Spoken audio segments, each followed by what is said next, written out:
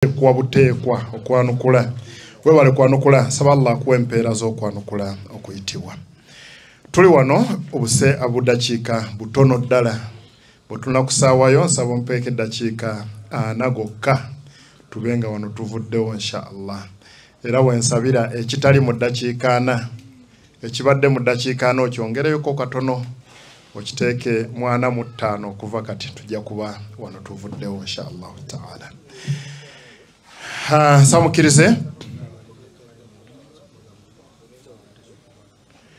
Samukirize eddakiika ezo ogenda tandika ozibala nga ntadde omuzindaalo inshallah nga nguwadde agenda okukwata. Jangu n'abali munda bonna aji jangu nabo tobalekaayo. Nsaba mpeeyo omwana omwasomere mu Qur'ani eddakiika 2 zokka inshallah. Eddakiika 2 zokka. Seka Kizito sigenda yimba luyimba lw'eggwanga. Ngenda kusoma Qur'ani tutandika omukolo. Ojja tusonyiwa oli muganda nnyo. Era sebo bwa Kizito bwe tubuli recognize nze webale kubeera Kizito jangu wano. Dakika 2.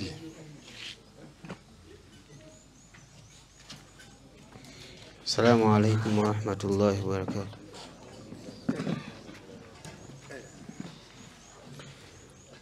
أعوذ بالله من الشيطان الرجيم وإذ بوأنا لإبراهيم مكان البيت ألا تشرك بي شيئا وطهر بيتي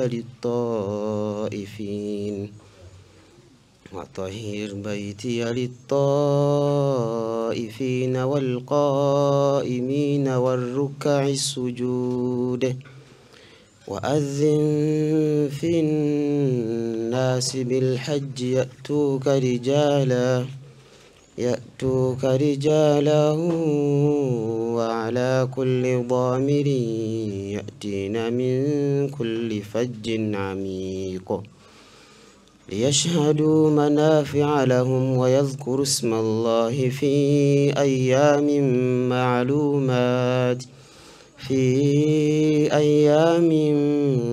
معلومات على ما رزقهم من بهيمة الأنعام فكلوا منها وأطعموا البائس الفقير ثم ليقضوا تفثهم وليوفوا نذورهم وليطوفوا بالبيت العتيق. ما شاء الله بارك الله فيكم. غوچا بيدي كالي غوچا داچيكم. أعوذ بالله من الشيطان الرجيم. لقد صدق الله رسوله الرؤيا بالحق لتدخلن المسجد الحرام إن شاء الله آمنين محلقين رؤوسكم ومقصرين لا تخافون فعلم ما لم تعلموا فجعل من دون ذلك فتحا قريبا هو الذي أرسل رسوله بالهدى ودين الحق ليظهره على الدين كله وكفى بالله شهيدا. ما شاء الله بارك الله فيكم. تيانزا تقولي لا منيا نجوسملا منيا ما ينجا وكاش ما سملا الفرقان دنيا عند بمعزيز من السند الفرقان ما شاء الله هو النيبة ما جاء مولينا وسملا وما ريان Mayanja وسملا الفرقان Mayanja. Okay, jitegedde nnyo. Osomera wa? الفرقان الفرقان بارك الله فيكم الفرقان يسمعوا يا في يا شيخ وفي مناكولاني نوزه جو chimala ngamba munakulani wanje anakulani banji nze babibu wabwe nze ndi munayasarna leta wama Sheikh wafe Sheikh Katerega yasomesa abayizi bano so Allah subhanahu wa ta'ala mungere ne barukazi yafe Allah ateke mubarakati bagalonna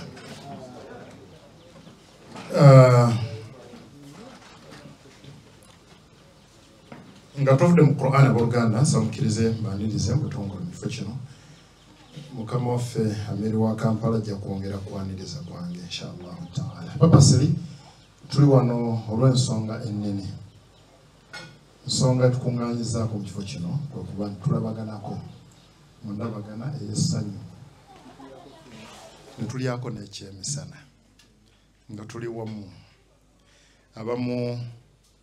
ekyokuliisa kibakalubirira naye tuliddeko ekyemisana nga tuli wamu alhamdulillah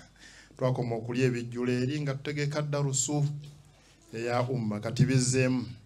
era temukoowa invitations inshallah buli kaseera tujja kubanga tulya yogedde kikola neyami buli kaseera tujjanga kuba tulya inshallah tusaba Allah ayongere okugaziyiza abatuliisa sigambye nti afunda wazize abatatuliisa naye agaziyize nnyo abatuliisa abatatuliisa nja basabira lulala naye mweno temuliimu ngabo tusaba Allah subhanahu wa ta'ala aliise abatuliisiza leero era anywese abatunyweseza abamalire obwetaavu bwabwe ng'abantu abasonyiwe ebitatambula bulungi ate tusaba Allah subhanahu wa ta'ala atusenkanye nabo mu jannatil firdaus al-aala takbir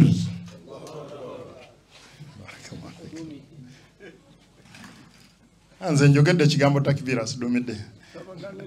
sibagambye konti mugambe irwachi mugambi takbir okay barakallahu fikum mukadde wa family sebo twesimye okulaba ekituufu mbadde sinnanywera naye koze kati nywedde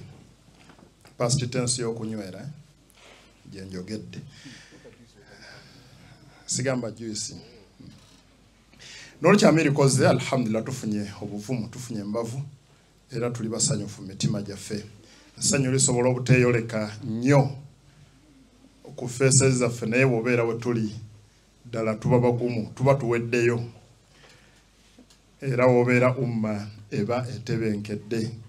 ennaku yaffe wejjira kwe kuba nti tobadde naffe naye alhamdulillah tusaba Allah atwongere moments nyingi nga tuli wamu mu mbeera ey'essanyu etali yannaku mbadde nyinyonyola kabange tuli wano olwo kulyako ekyemisana ffenna ekyo kimu ekyokubiri tuli wano kakasa ensonga mukadde waffe Hamiri n'olukiiko lwe gye bakkaanyako emabega awo neeyanjulirwa abasiraamu bonna mu ggwanga nga Jamia Tabligh Dawa Salafia yakolamu enkyukakyuka mu bukulembeze mu buvunaanyizibwa bwa department emu ku departments ezikola Jamia Tabligh Dawa Salafia n'ekyusa mu bukulembeze bwa hijja ne bukwasa omutwe omulala mu kukola ekyo buli kitongole kibeera ne bakhawaasu baakyo bakhawaasu sajja wa kabaka be bani anje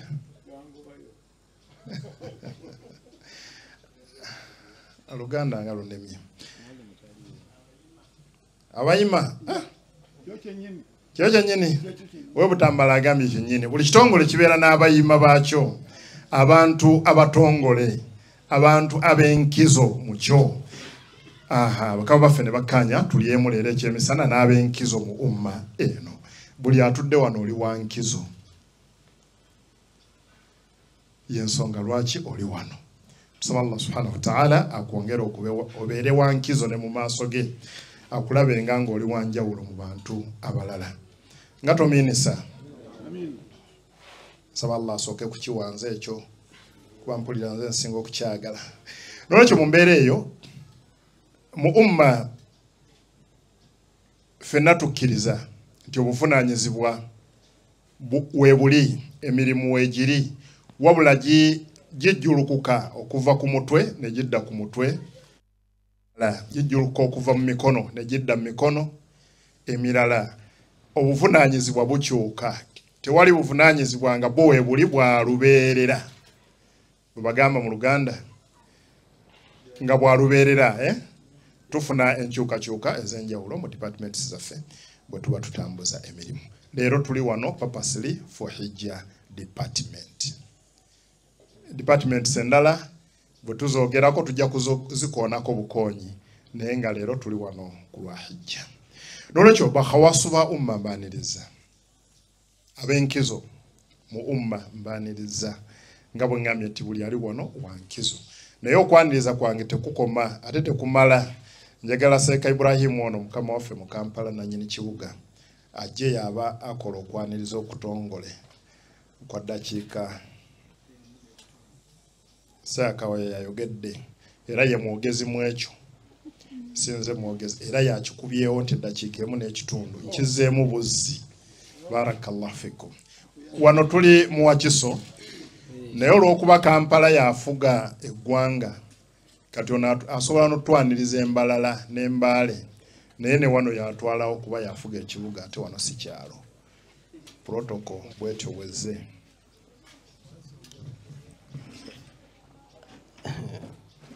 alhamdulillahi rabbil alamin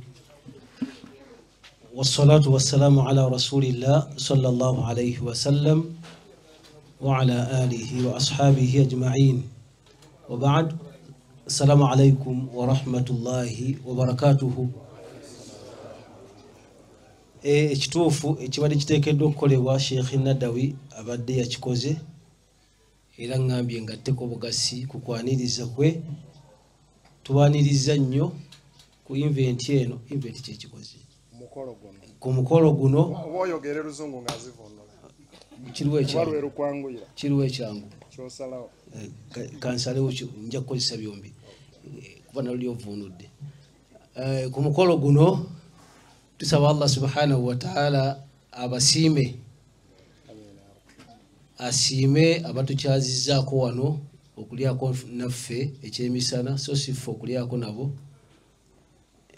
kuba ekyo obadde okyogedde era tusaba Allah subhanahu wa ta'ala atufuule balungi ebbanga lyonna naddala mu kugondera abakulembeze baffe abagambako ennakaseraawo kabanga kayiseeko tomukulembeze asobola otuyita buyisi naga nti mbadde nzize kubawa ku salaamu togenda ng'otolotooma kuba n'ekyokutuyita ne twanukula n'atuwa salaamu nga kyekituyisizza nakyo kinene kyongera okulaga obugonvu n'obujjumbize ku mukulembeze waffe saba mukkirize sitera kubalaga abakulembeze ba disitulikiti buli wetubeera naye abazzeeko olwaleero wano nsaba mukkirize mu balabe ti disitulikiti ya Kampala kuba yeekulembera disitulikiti zonna mu ggwanga mukkirize mbabalage era nsaba abaliwo muyimirireko inshallah taala mbanjulire bajje mu maaso bagaye nti mwakozedde ensobi mwandibadde mwazze nange naye baadde tebannabayita kati simanyi akola oba mukitegedde bangambye nzire wano inshallah taala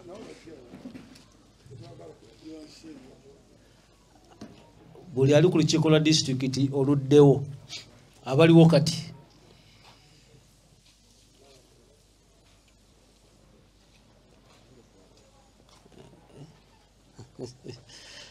naam bano betusobodde okubeerawoko nabo nomulala omu abadde afunyemu obuzibu n'agenda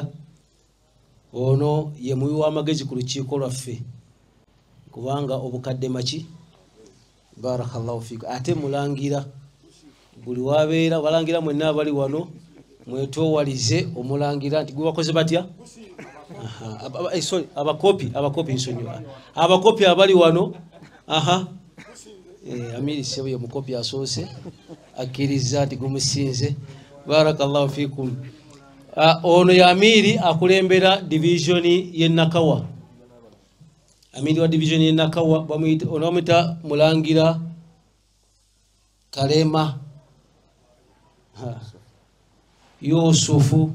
leta ali mulimu ndoza tukoma kwago ate yakulira abavubuka ku lukiiko lw'ettwale lye Natete abavubuka ono yabakulira inshallah taala si byalwali bya ddala ono ye Abdul Jawad Ntanda amiri wa Nakawa division ate gombola y'omukulu wa kibuga ya Aliyuddin Katerega ate nga ali ku lukiiko lwa Hijja si road mayor naye Mulangira wono kuba gumusinze wansi wono sebera yanjula bwetowazeebo eriyo omukulu inshallah taala. Alaykum assalam wa rahmatullah. Ndoza abalala bwe bali bawo ku mulundi gwe tulibeera ffenna tugenda kubabalaga nange ze Ibrahim Kizito amiri Lord Mayor wa Kampala inshallah tabaraka wa taala. Jazakumullahu khair. Tubaniriza ku mukolo guno. Assalamu alaykum wa rahmatullahi wa barakatuh. Wa assalamu wa rahmatullahi wa barakatuh. Sabato yanziza ogenze no gamba Lord Mayor no gamba inshallah nengamba agenda kwesimbawo nga ate mufuti yaganye naye kale nenkireka tutwale bulungi sebo saba Allah kuwe tawfiq neyama mulimu gwokuba nti bwe nakwata omuzindalo njaba tegeeza emirimu bwe gitambula mu jamaa ya tabligh tawasalafiya tukiyige tukikwate tukiremereko ate tukitambulireko biidhnillah bwe tunatambuza jamaiya nga tugitambuliza mu mitendera gyayo tugenda kutambula mwe bakhawasu ba jamaiya bwe munagitambuliza mu mitendera tugenda kutambula bwe tunatambuza emirimu mu jamaiya tugitambuza mu ntambula ya kivandulo tugenda kutomeranga era tetujja kuva mu kifo tusaba Allah ekitutaase mu jamaiya tabligh salafiya tuyina olukiiko lwa waggulu tuliyita Shura Council. Shura Council lwe lukiiko olwebuuzibwako emirimu mu jamaiya. Nkuyise kwebuuzibwako olw'ensonga nti ebigaana byonna gye biraga. Olukiiko olwo lunene lugazi ddala. Wensabira biidhinillah ba members abali wano nga mutula ku lukiiko olwo mwimukeko mbaliko okunayizinga engende mu maaso. Amiri tagenda kuyimuka kuba ekyamaani walo kati nsaba abaliwo inshallah taala mwimukeko.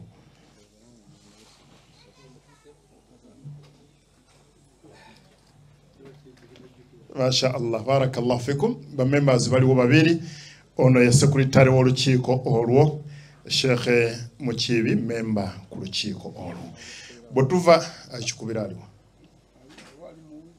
ali mozo. Okay.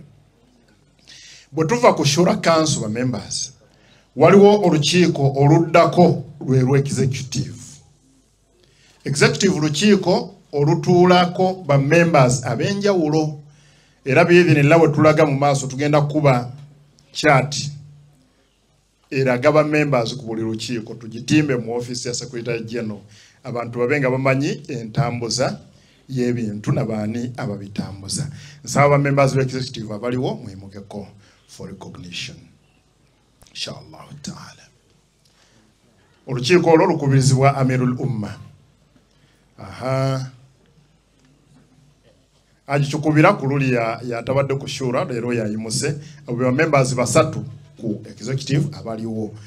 nange nga serabidde nti wendi. Tuyina olukiiko olulala mu jamaiya lwa management. Management lwe lukiiko olukozi lw'emirimu olulondoola emirimu egikol olukozi lw'emirimu olwa day to day activities. Day to day yani hands on ncha leero ne leero ba. Okay, emirimu egya buli kanaku omukuraisha ate yatuwabula mu Luganda. Emirimu egya buli lunaku gikolebwa lukiiko olwo olwa management. management wakati mu kukola reportinga mu executive bitegereka ebyo ngenda kola kawefube nini committees zino nzifunira amanya mu Luganda nga zitume gasobola okutegerwa eri buli omu tugajje mu lunyanyimbe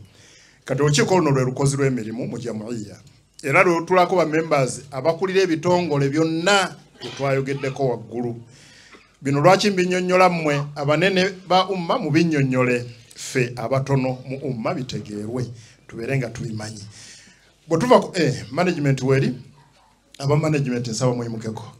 abakulira ebitongole ebyenjawulo mu Jamaiya kala batula ku management committee ndiwo okay tujja balaba wana abaawo inshallah taala bwe tuva ku lukiiko lwa management waliwo olukiiko olwa region olutulako olubeera lukulirwa regional amiri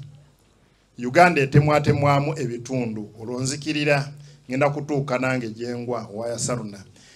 Uganda kutulwamu ebitundu buli kitundu kiriko amiri wacho mu regioni ku regional level then bwe tuva ku regional level mu umma tugenda ku district buli district eina amiri n'olukiiko lwe abatula ku nkiiko za district ezenjawulo mwimukeko tebazi okay bwe tuva ku lukiiko lwa district tugenda direct ku lukiiko lwa division buli division eina olukiiko olukulirwa divisional amiri mu Jamaiya waliwo abaliwo bakavaawo Kampala ekiikiriddwa amiri waayo waali Nakawa amiri waayo waali Kampala Central aliwo naye waali n'abalala bwe tuva ku district tugenda bwe tuva ku divisions nga tudda ku mizikiti enkiiko z'emizikiti ezo zikulirwa bayimaamu baazo nga bali wamu ne bameeri baabwe oba ba chairman b'emizikiti bwetyo structure ya Jamaiya bwetambula kyabuvunaanyizibwa nnyo okuba nti okimanyi kikuwe enkizo n'amaanyi okuginnyonnyolako bwe maliriza ebyo biidhinillah mu dakiika zange 4 ze nagambye okukozesa sigenda na kuziweza samukkirize mu butongole kyamaani w'ekyalo kino ajje atwanirize mu kitundu kye oluvannyuma tugende mu maaso.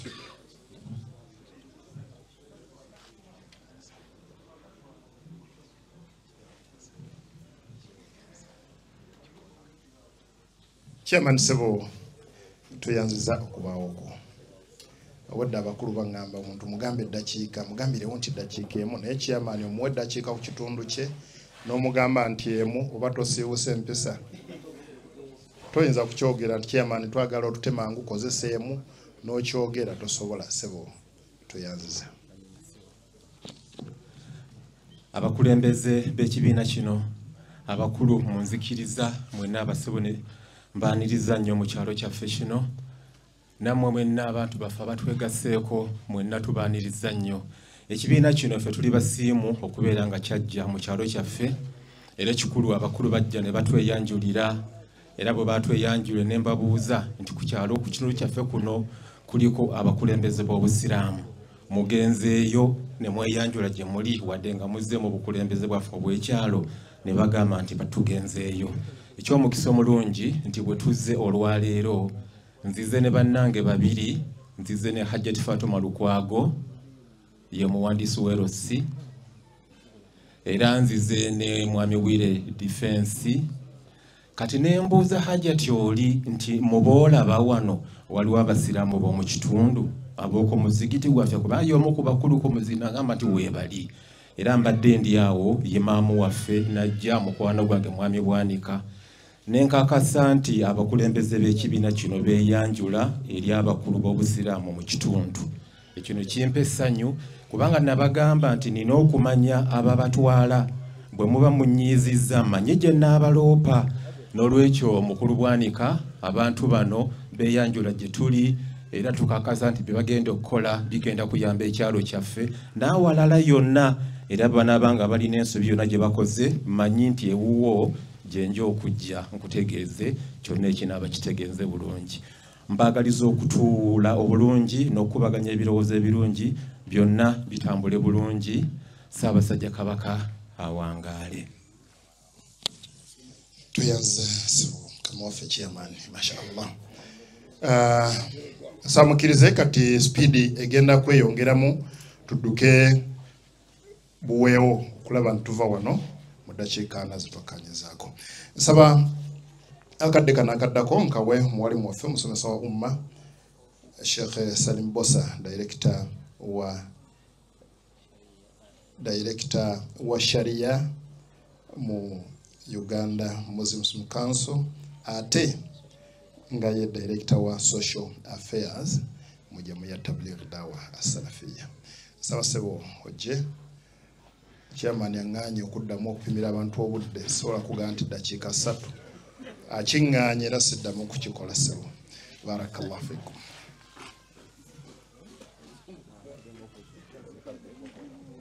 Bismillahir Rahmanir Rahim.